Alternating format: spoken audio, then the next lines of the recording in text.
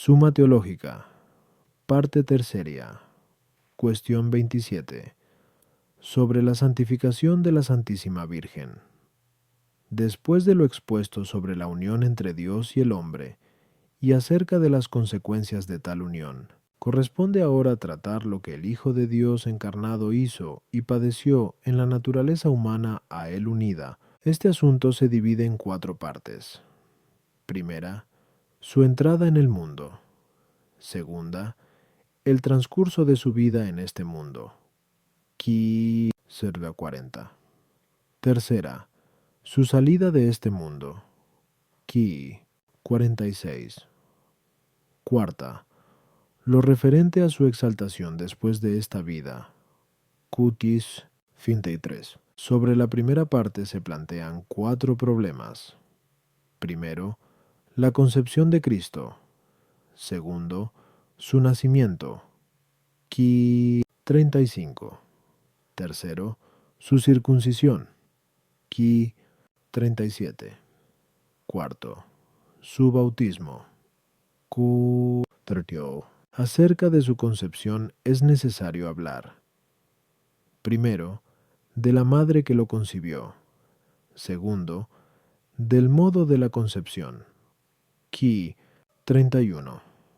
Tercero, de la perfección del Hijo concebido. Xi 34. Por parte de la madre se plantean 4 problemas. Primero, su santificación. Segundo, su virginidad. Q 28. Tercero, su desposorio. Q 29. Cuarto, la anunciación o su preparación para concebir. Qui 30. Sobre lo primero, se formulan 6 preguntas.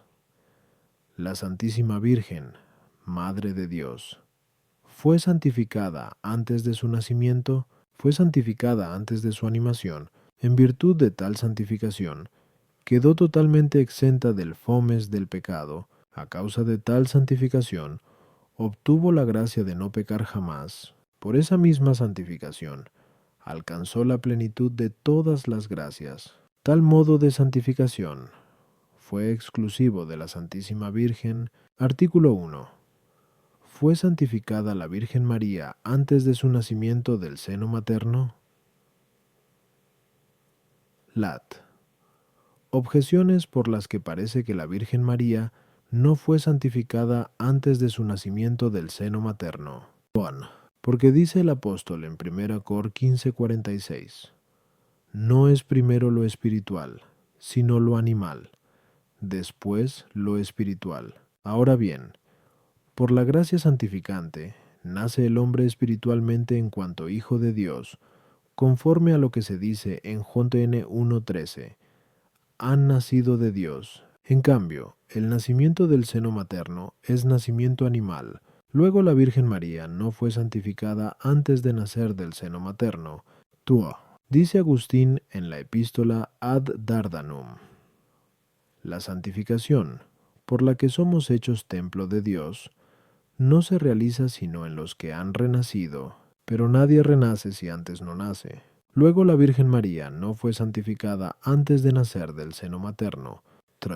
Todo el que es santificado por la gracia queda limpio del pecado original y del actual. Sí, pues, la Virgen María fue santificada antes de su nacimiento del seno materno. Se seguiría que fue limpia del pecado original. Ahora bien, solo este pecado podía impedirla entrar en el reino de los cielos. Por consiguiente, en caso de haber muerto entonces, parece que hubiera entrado en el reino celestial. Pero esto no fue posible antes de la pasión de Cristo, conforme a estas palabras del apóstol. Tenemos confianza para la entrada en el santuario por la sangre de Jesús. Ep 10:19. Luego parece que la Virgen María no fue santificada antes de nacer del seno materno, for el pecado original se contrae por el origen, como el actual se contrae por el acto. Ahora bien, nadie puede ser purificado del pecado actual mientras se mantiene en el acto de pecar. Luego tampoco la Virgen María pudo ser limpia de pecado original mientras permanecía en el mismo acto de su origen, cuando se hallaba aún en el seno materno. Contra esto está el hecho de que la Iglesia celebra la Natividad de la Santísima Virgen, pero en la Iglesia solo se celebra fiesta por un santo. Luego la Virgen María fue santa en su nacimiento, por tanto, fue santificada en el seno materno. Respondo. Sobre la santificación de la Virgen María, esto es, que haya sido santificada en el seno materno, la Sagrada Escritura no dice nada, ni siquiera menciona su nacimiento. Sin embargo, así como Agustín, en el escrito de Assumptione, arguye razonablemente que la Santísima Virgen fue asunta corporalmente a los cielos, aunque la Escritura no lo menciona, así también podemos inferir razonablemente que fue santificada en el seno materno. Es, pues, razonable creer que aquella que engendró al unigénito del Padre, lleno de gracia y de verdad, JTN 1:14, recibió mayores privilegios de la gracia que todos los otros. Por eso se lee en Leque 1:28 que el ángel le dijo: Dios te salve, llena de gracia. Pero es sabido que algunos otros recibieron el privilegio de ser santificados en el seno materno. Tal aconteció con Jeremías, al que se le dice: Antes de que salieras del seno materno, te santifiqué. Ger 1:5. Y con Juan el Bautista, del que se lee en Lequi 1:15. Será lleno del Espíritu Santo ya desde el seno materno. Luego es razonable creer que la Virgen María fue santificada antes de nacer del seno materno. A las objeciones. 1. También en la Virgen María fue primero lo animal y después lo espiritual, porque primero fue corporalmente concebida y después espiritualmente santificada. 2. Agustín habla de la ley ordinaria, según la cual nadie es regenerado si primero no ha nacido. Pero Dios no ligó su poder a esta ley de los sacramentos, de modo que no pueda, por especial privilegio, otorgar su gracia a algunos antes de que nazcan del seno materno. La Virgen María fue santificada en el seno materno en cuanto a la mancha personal del pecado original, pero no fue liberada del reato que pesa sobre toda la humanidad, de modo que no puede entrar en el paraíso sino mediante el sacrificio de Cristo. Como se dice también respecto de los santos padres que vivieron antes de él. El pecado original se adquiere por el origen, puesto que a través de él se comunica la naturaleza humana, con la que propiamente se relaciona el pecado original, y eso sucede en el momento de la animación de la prole concebida, por lo que nada impide que, después de la animación, sea santificada la prole concebida, pues ésta no permanece en el seno materno para recibir la naturaleza humana que ya posee, sino para lograr alguna perfección de la misma. Artículo 2. La Virgen María ¿fue santificada antes de su animación? Lat. Objeciones por las que parece que la Virgen María fue santificada antes de la animación. 1. Porque, como queda dicho, a 1. La gracia otorgada a la Virgen Madre de Dios es superior a la concedida a alguno de los santos. Ahora bien, a algunos de estos parece que les fue otorgada la santificación antes de su animación. Efectivamente, en Yer 1:5 se dice: Antes de formarte en el seno materno, te conocí, pero el alma no es infundida antes de la formación del cuerpo. Igualmente, a propósito de Juan Bautista, comenta Ambrosio in Luc, todavía no tenía espíritu de vida y ya poseía el espíritu de la gracia. Luego, con mucha mayor razón, pudo ser santificada la Virgen María antes de la animación. Como dice Anselmo en su libro De Conceptu Virginali, fue conveniente que la Virgen resplandeciese con una pureza tan grande, que sólo en Dios pueda concebirse otra mayor. Pero eso se dice también en Cant 4,7. Eres toda hermosa, amiga mía, y no hay mancha en ti. Ahora bien, la pureza de la Santísima Virgen sería mayor si nunca hubiera sido manchada con la corrupción del pecado original, Luego le fue concedida la santificación antes de que su carne fuera animada. Como se dijo, a unos et contra. Solo se celebra fiesta de un santo. Ahora bien, algunos celebran la fiesta de la concepción de la Virgen María. Luego parece que fue santa en la misma concepción y, en consecuencia, parece que fue santificada antes de la animación. Fora. El apóstol dice en Rom 11:16, si la raíz es santa, también lo son las ramas. La raíz de los hijos son los padres. Luego la Virgen María también pudo ser santificada en sus padres antes de la animación. Contra esto, está que los acontecimientos del Antiguo Testamento son figura del Nuevo, conforme a lo que se lee en 1 Cor 10:11. Todo le sucedía en figura. Ahora bien, por la santificación del tabernáculo, de la que se dice en Sal 45:5, el Altísimo santificó su tabernáculo. Parece significarse la santificación de la Madre de Dios, llamada tabernáculo de Dios según aquellas palabras de Sal 18:6.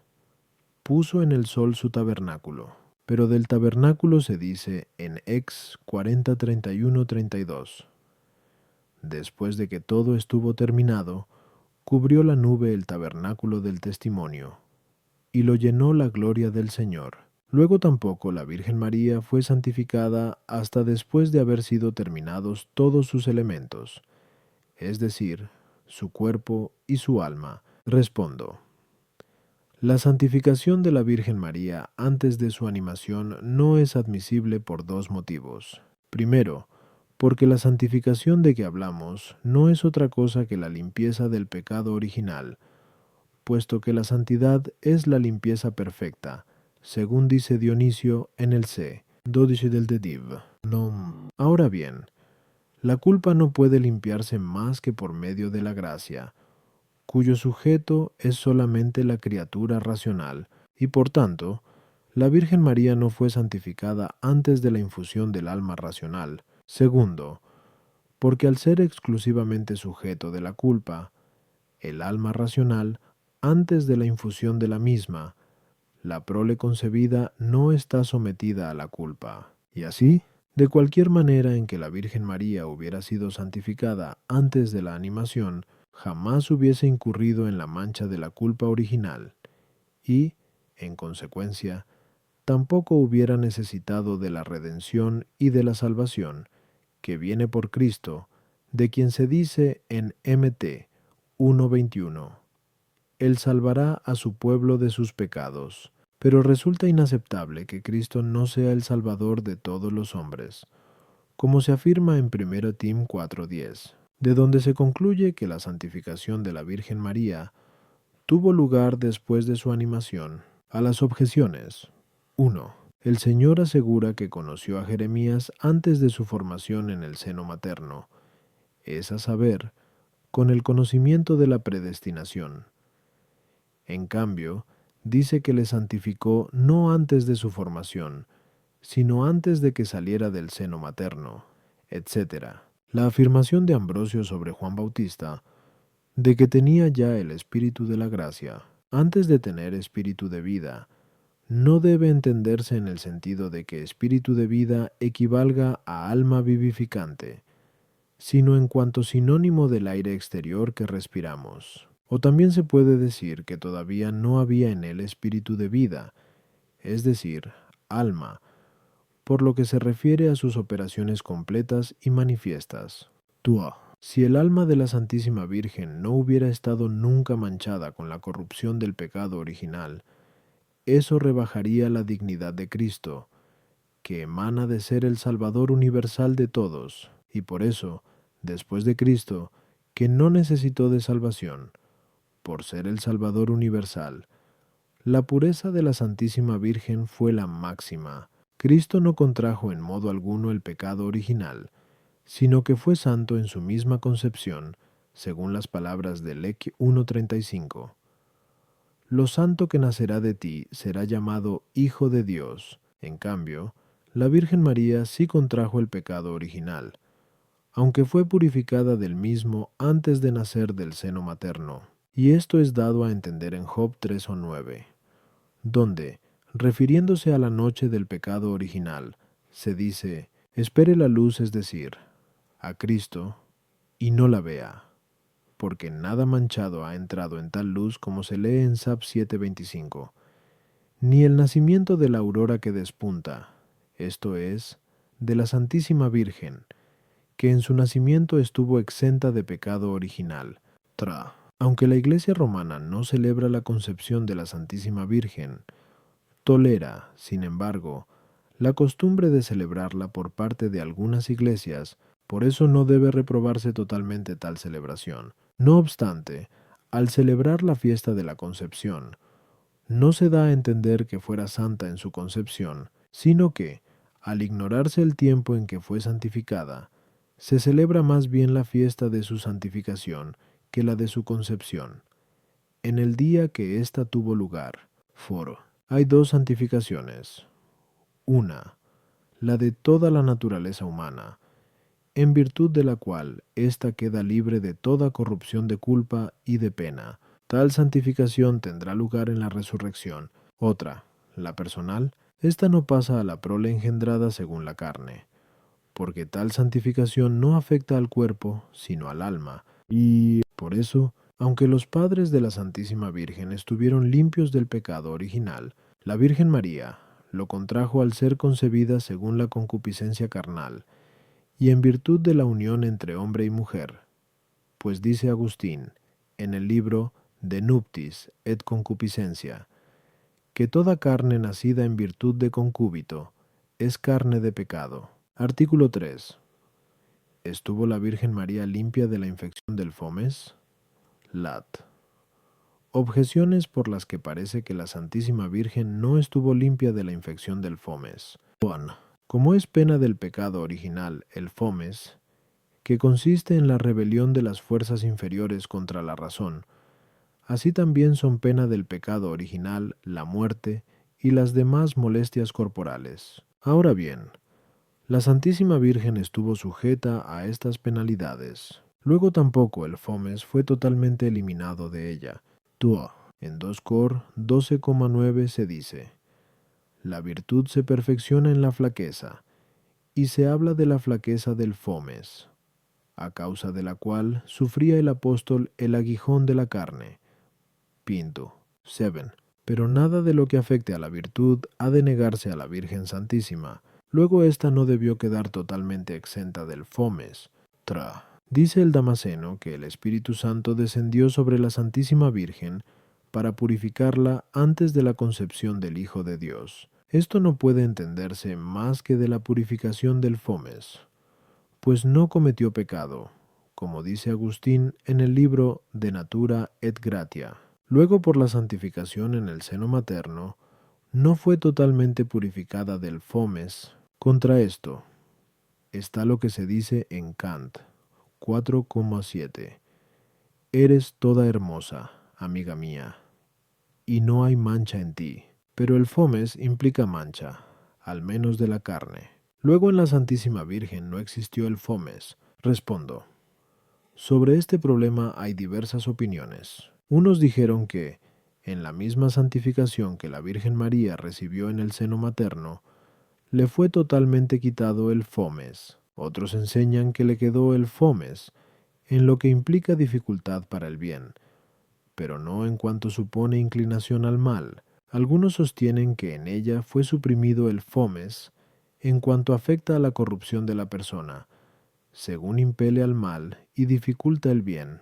Permaneció, en cambio, en lo que atañe a la corrupción de la naturaleza, a saber, en cuanto es causa de transmitir a la prole el pecado original. Otros, finalmente, defienden que en la primera santificación permaneció el fomes en cuanto a su esencia, pero ligado, siéndole totalmente quitado en la concepción del Hijo de Dios. Para entender estas opiniones, es necesario tener en cuenta que el fomes no es otra cosa que la concupiscencia desordenada habitual del apetito sensitivo, porque la concupiscencia actual es el impulso del pecado. Se dice que la concupiscencia de la sensualidad es desordenada, en cuanto que se opone a la razón, al inclinar al mal a la vez que dificulta la práctica del bien. Y por eso pertenece al mismo concepto del fomes, el inclinar al mal y el dificultar el bien, de donde poner en la Virgen María un fomes que no inclina al mal equivale a poner dos cosas opuestas. Del mismo modo, también parece incluir contradicción la permanencia del fomes en lo referente a la corrupción de la naturaleza, y no en lo que atañe a la corrupción de la persona. En efecto, según Agustín en el libro de Nuptis et Concupiscentia, la libido es la que transmite el pecado original a la prole, pero la libido implica una concupiscencia desordenada, por no estar totalmente sometida a la razón, y por eso, si el fomes se suprimiese en lo referente a la corrupción de la persona, no podría subsistir en lo que pertenece a la corrupción de la naturaleza. Queda, pues, decir que el fomes o fue totalmente suprimido por la primera santificación, o permaneció aherrojado.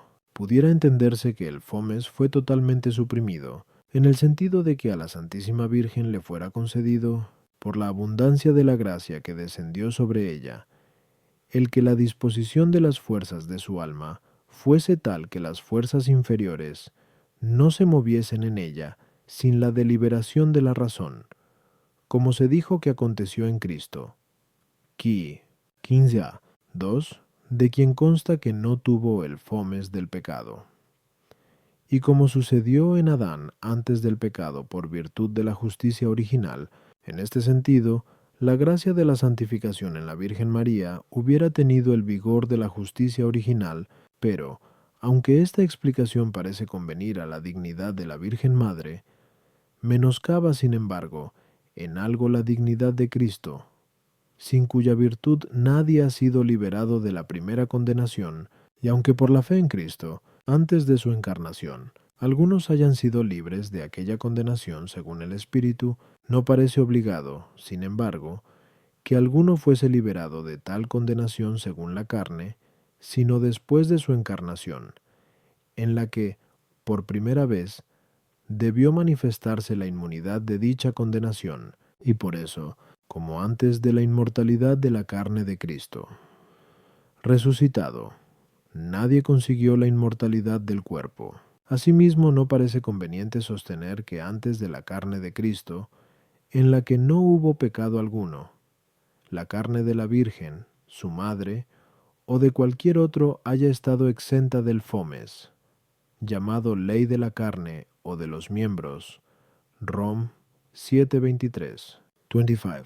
Y, por esta razón, parece mejor decir que, mediante la santificación en el seno materno, no le fue quitado a la Virgen el fomes en cuanto a la esencia, sino que permaneció ligado, y no por un acto de su razón, como sucede en los santos, porque no tuvo uso de razón desde el primer instante de su existencia en el seno materno.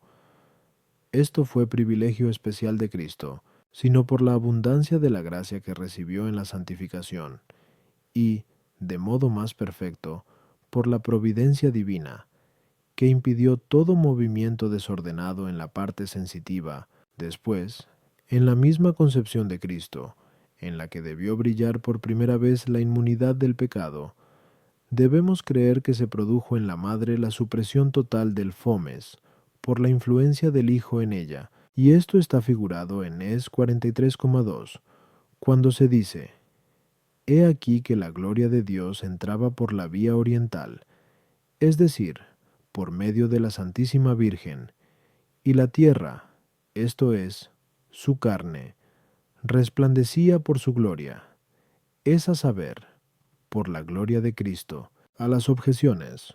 1. La muerte y las penalidades de este género, por su propia naturaleza, no inclinan al pecado, y por eso, aunque Cristo asumió esas penalidades, no tomó, sin embargo, el fomes, por donde también en la Santísima Virgen, a fin de que se asemejase a su Hijo, de cuya plenitud recibía la gracia, JDN 1:16, primero permaneció el fomes ligado, siendo luego quitado, pero no estuvo exenta de la muerte y de las otras penalidades de este género. 2. La flaqueza de la carne, incluida en el fomes, es ocasión de virtud perfecta en los hombres santos, pero no es causa sin la que sea imposible lograr la perfección. Basta, por tanto, poner en la Santísima Virgen la virtud perfecta y la abundancia de la gracia, sin que sea necesario asentar en ella todas las ocasiones de perfección. El Espíritu Santo realizó en la Santísima Virgen una doble purificación. La primera, como preparación para la concepción de Cristo, que no consistió en la limpieza de alguna impureza de culpa o de fomes, sino en el recogimiento sobre uno solo y en la elevación por encima de la multitud.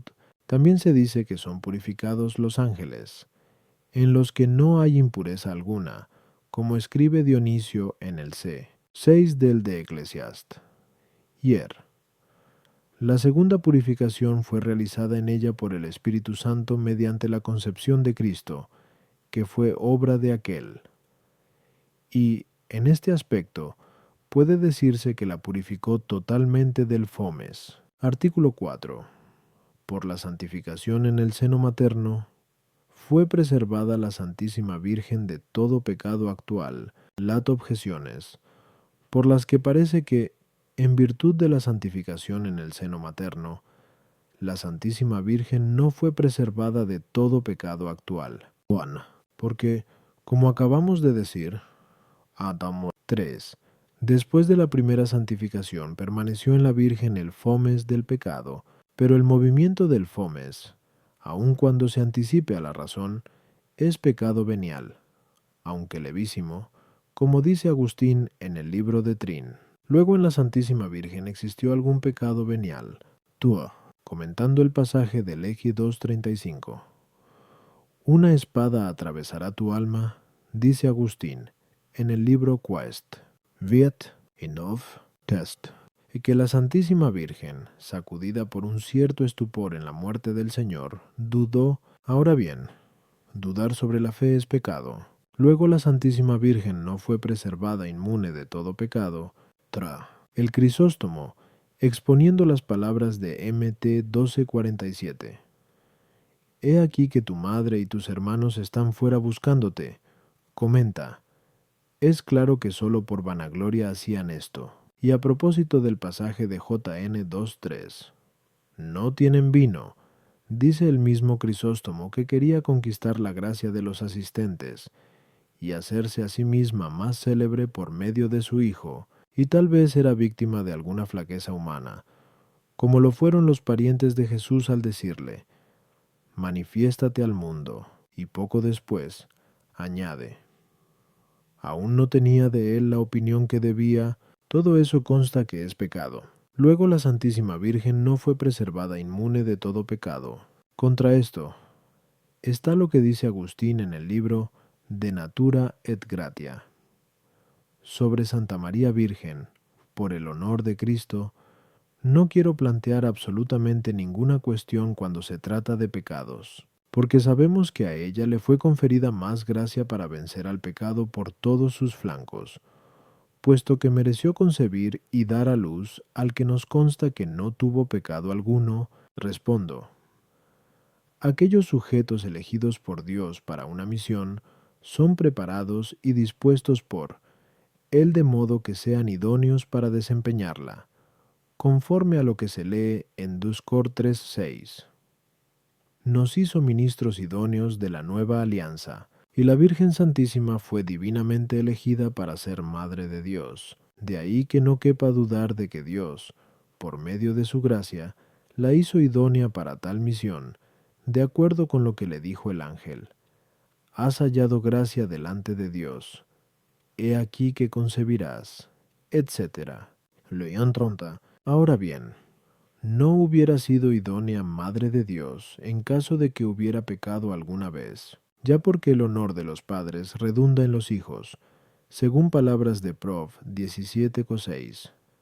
Gloria de los hijos son sus padres, de donde también, por el contrario, la ignominia de la madre redundaría en el hijo, ya porque tuvo una afinidad singular con Cristo, que en ella se encarnó, y en 2 Cor 6 o 15 se lee, ¿qué concordia puede existir entre Cristo y Belial? Ya, finalmente, porque el Hijo de Dios, que es la sabiduría divina, Prinacor 1:24, habitó en ella de una manera especial, y no solo en su alma, sino también en su seno. En Sab 1:4 se dice: la sabiduría no entrará en alma que obra el mal, ni habitará en un cuerpo sometido al pecado, y por tanto, es necesario decir de forma absoluta que la Santísima Virgen no cometió ningún pecado actual, ni mortal, ni venial, para que, de este modo, se cumpla en ella lo que se lee en Cant 4:7. Toda hermosa eres, amiga mía, y no hay mancha en ti, etc. A las objeciones. 1. En la Santísima Virgen, después de su santificación en el seno materno, permaneció el fomes, pero ligado, esto es, para que no prorrumpiese en acto alguno desordenado que se anticipase al acto de la razón, y aunque la gracia de la santificación obrase con esa finalidad, no era suficiente para conseguirlo.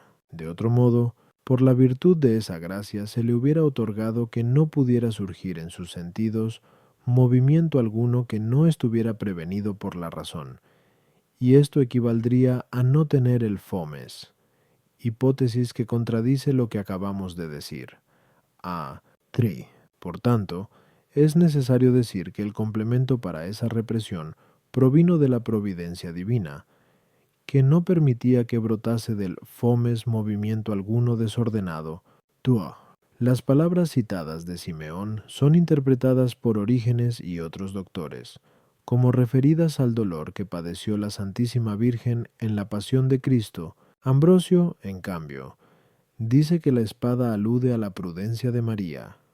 Conocedora del misterio celestial, la palabra de Dios es viva y poderosa, y más aguda que una espada afilada. Pero otros traducen la espada por duda, pero no duda de infidelidad, sino de admiración y de reflexión. Efectivamente, dice Basilio en la epístola Ad Optimum, que la Santísima Virgen, situada junto a la cruz y contemplando todo lo que sucedía, después de la revelación de Gabriel, después del conocimiento inefable de la concepción divina, y tras una ingente manifestación de milagros, estaba interiormente indecisa, al ver, por una parte, que sufría ignominias, y al considerar, por otra, sus obras maravillosas.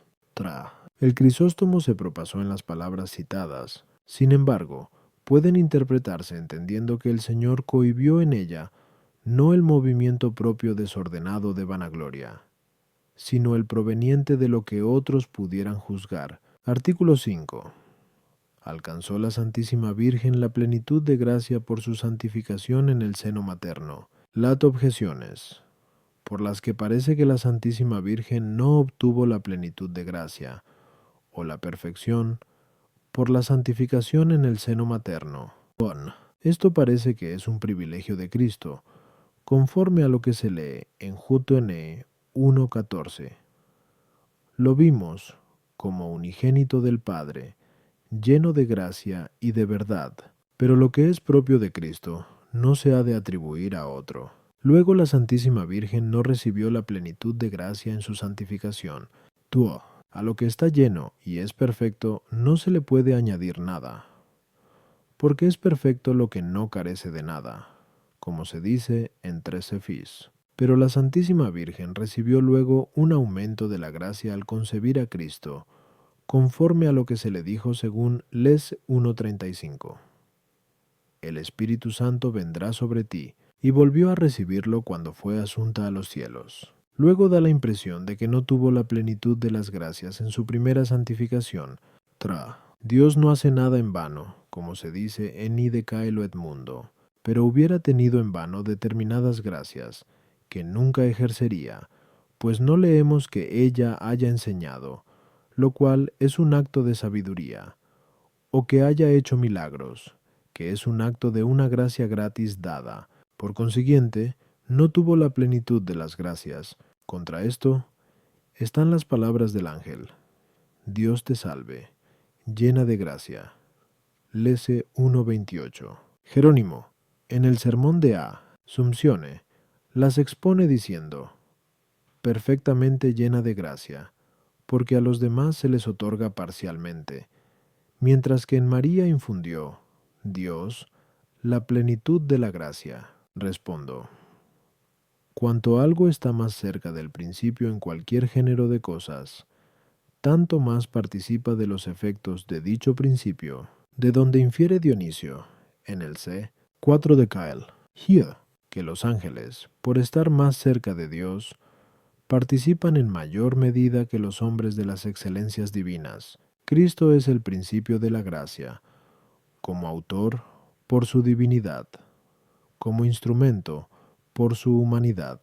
Por esto se dice en JN 1.17, la gracia y la verdad vino por Jesucristo. Ahora bien, la Santísima Virgen María gozó de la suprema proximidad a Cristo según la humanidad, puesto que de ella recibió la naturaleza humana y por tanto debió obtener de Cristo una plenitud de gracia superior a la de los demás. A las objeciones. 1. Dios da a cada uno su gracia en conformidad con la misión para la que le elige, y como Cristo, en cuanto hombre, fue predestinado y elegido para ser hijo de Dios con poder de santificar. Rom 1.4. Poseyó como propio tener tal plenitud de gracia que se derramase sobre todos, de acuerdo con lo que se dice en Jóntene 1.16. De su plenitud hemos recibido todos. Ahora bien, la Santísima Virgen María poseyó tal plenitud de gracia, que fue la más próxima al autor de dicha gracia, hasta el extremo de recibir en sí misma al que está lleno de toda gracia, y, al darlo a luz, hacer llegar la gracia a todos.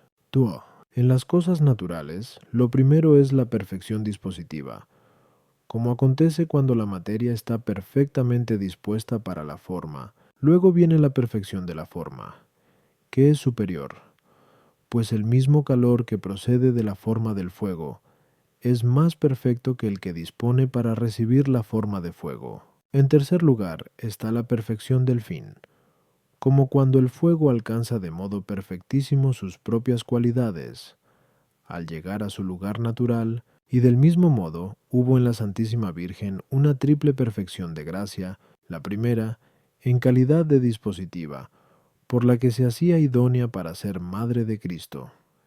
Y esta fue la perfección de la santificación. La segunda perfección de la gracia se produjo en la Santísima Virgen, con la presencia del Hijo de Dios encarnado en su seno, y la tercera perfección es la del fin, que posee en la gloria. Que la segunda perfección sea superior a la primera, y la tercera a la segunda, es manifiesto, en primer lugar, por la liberación del mal, pues, primeramente, en su santificación fue liberada de la culpa original. Después, en la concepción del Hijo de Dios, fue totalmente limpia del fomes. Finalmente, en su glorificación quedó exenta de toda miseria. En segundo lugar, con relación al bien, pues, primeramente, en su santificación alcanzó la gracia que la inclinaba al bien. En la concepción del Hijo de Dios le fue perfeccionada tal gracia, confirmándola en el bien. En su glorificación se remató esa gracia, consiguiéndola la fruición de todo bien. No se puede dudar de que la Santísima Virgen haya recibido, de modo excelente, ya el don de la sabiduría, ya el don de los milagros, y hasta el carisma profético, como los tuvo Cristo, pero no los recibió para tener el uso de estas y otras gracias semejantes, como lo tuvo Cristo, sino de un modo acomodado a su condición. Tuvo, en efecto, el uso de la sabiduría en la contemplación, según el pasaje de Lec 2.19. María guardaba todas estas cosas, meditándolas en su corazón. No tuvo, en cambio, el uso de la sabiduría para enseñar, porque eso no era propio del sexo femenino, conforme a lo que se lee en Prinotim 2.12. No permito que la mujer enseñe. El uso del don de milagros no la competía mientras viviera, porque en aquel tiempo la doctrina de Cristo precisaba de ser confirmada con milagros, y por eso únicamente convenía hacer milagros a Cristo y a sus discípulos, que eran los mensajeros de la doctrina de Cristo, por lo cual también de Juan Bautista se dice en JN 10:41 que no hizo ningún milagro, esto es, que a fin de que todos concentrasen su atención en Cristo, tuvo, en cambio, el uso de la profecía, como consta por el cántico que compuso. Alaba mi alma al Señor. Lec 1:46. Artículo 6. La santificación en el seno materno, después de Cristo, ¿fue algo exclusivo de la Santísima Virgen? Lat. Objeciones por las que parece que la santificación en el seno materno, después de Cristo, fue algo exclusivo de la Santísima Virgen. Porque se ha dicho, a. 4, que la Santísima Virgen fue santificada en el seno materno con el fin de que se convirtiese en idónea Madre de Dios. Pero esta dignidad es exclusiva de ella. Luego solo ella fue santificada en el seno materno, tua. Da la impresión de que algunos han sido más allegados a Cristo que Jeremías y Juan Bautista, de los que se dice que fueron santificados en el seno materno. Cristo, efectivamente, es llamado, de modo especial, Hijo de David y de Abraham, a causa de la promesa hecha particularmente a ellos acerca de Cristo. Isaías también profetizó expresísimamente sobre Cristo, y los apóstoles vivieron asimismo en sociedad con Él, y sin embargo, en ningún sitio se lee que fuesen santificados en el seno materno. Luego tampoco a Jeremías y a Juan Bautista les conviene ser santificados en el seno materno. Job 31,18 dice de sí mismo: Desde mi infancia creció conmigo la misericordia, y del seno de mi madre salió conmigo. Y sin embargo, no por eso afirmamos que fuese santificado en el seno materno. Por consiguiente, tampoco es preciso decir que lo fueran Juan Bautista y Jeremías. Contra esto está lo que se dice de Jeremías: Antes de que salieras del vientre, te santifiqué. Jer 1:5.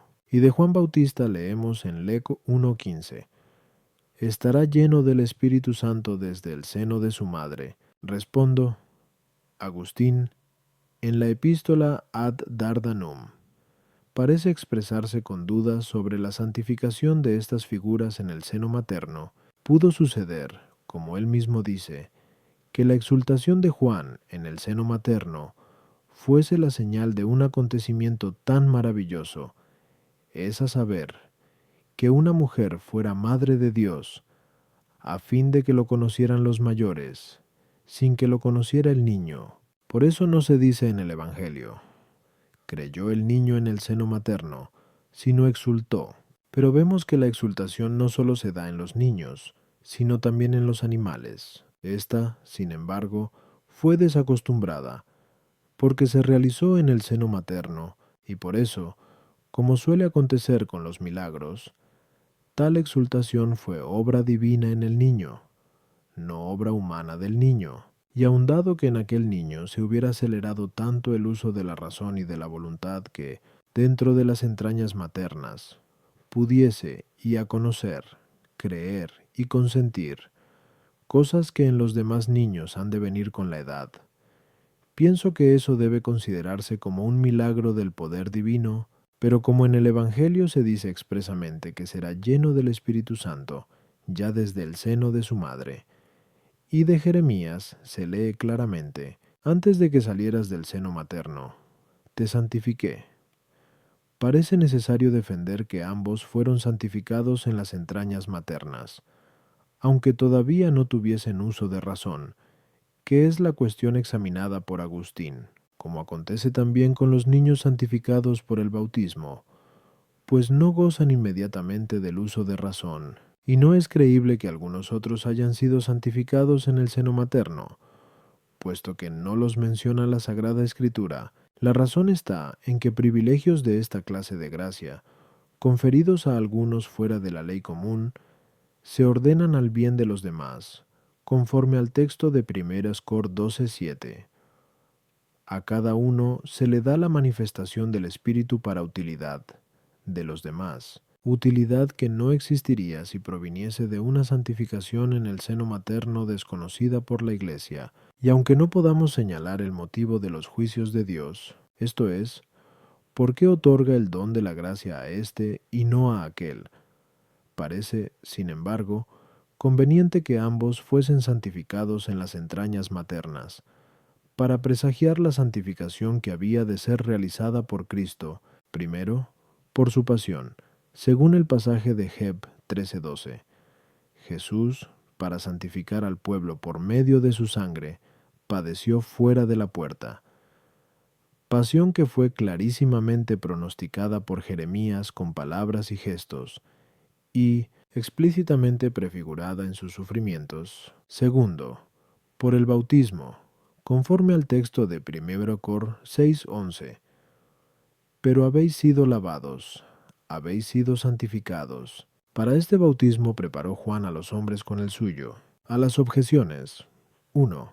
La Santísima Virgen, que fue elegida por Dios para madre suya, alcanzó una gracia de santificación superior a la de Juan Bautista y a la de Jeremías, elegidos para prefigurar de modo especial la santificación de Cristo. Señal de esto es que a la Santísima Virgen le fue concedido no pecar jamás, ni mortal ni venialmente.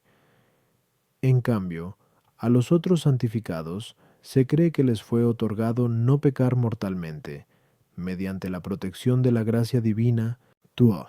En otros aspectos pudieron existir santos más unidos a Cristo que Jeremías y Juan Bautista, pero estos estuvieron muy unidos a Él como figuras expresas de su santificación, como queda dicho.